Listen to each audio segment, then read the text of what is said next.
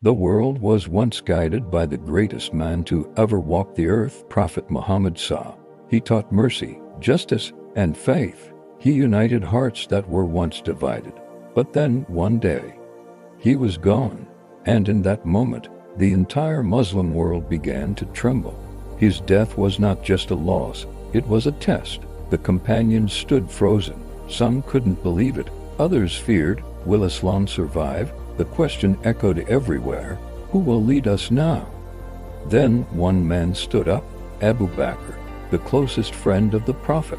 His voice was calm but his words shook hearts. He said, "Whoever worshipped Muhammad, Muhammad has died, but whoever worships Allah, Allah is ever living." Abu Bakr became the first caliph. But his leadership began in chaos. Tribes began leaving Islam.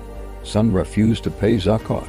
The Ummah was breaking, but Abu Bakr did not hesitate. He stood firm. He launched the wars of apostasy, not for power, but for unity. And slowly the broken Ummah was brought back together. But there was a greater danger. The Qur'an was not yet in one book. It lived in hearts and scattered writings. Abu Bakr realized, if nothing is done, the Qur'an could be lost. So he ordered it to be collected.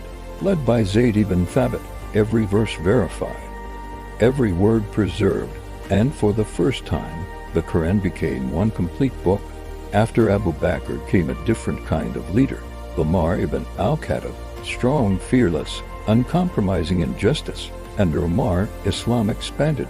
Persia fell, parts of Rome fell, Egypt opened. But power didn't change him. At night, he walked the streets alone, checking on the poor, listening to the weak, fearing one thing, Allah's judgment. In 644 CE, Umar was attacked and stabbed while praying. The next leader was gentle, kind, and generous. Uthman ibn Affan, his greatest legacy, the Qur'an. He standardized it and made copies. But as the empire grew, so did problems. Rebels surrounded his home, and they killed him, a caliph murdered. The Ummah was now divided. Into this storm stepped Ali ibn Abi Talib, cousin of the Prophet, a man of wisdom and courage. But his leadership was the hardest. Civil war began, Muslims fighting Muslims. In 661 CE, while praying, Ali was struck and died. These four men are the rightly guided caliphs. They led for Allah, preserved the Qur'an, built justice, and sacrificed everything. Their story is a mirror.